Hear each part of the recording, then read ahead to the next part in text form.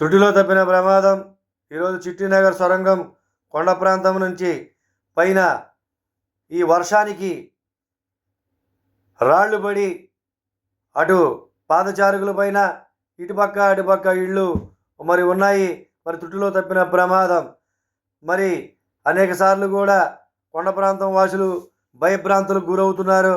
అలాగే రోడ్డు మీద వెళ్ళే పాదచారుకులు కూడా భయభ్రాంతులకు గురవుతున్నారు. ఎప్పుడా ఏ రాయి వచ్చి నెత్తి మీద పడుతుందో అని చెప్పనని, లేదా ఏ ఆటో మీద పడుతుందో అని చెప్పనని భయభ్రాంతులకు గురవుతున్నారు. గతంలో విజయవాడ యువజన సమైక్య కూడా పలుమార్లు ధర్నా చేపడితే మరి మేయర్ కమిషనర్ గారికి మెమోరాండం ఇస్తే మరి స్పందించి మరి అటేపు ఐరన్ ఫెన్సింగ్ వేశారు.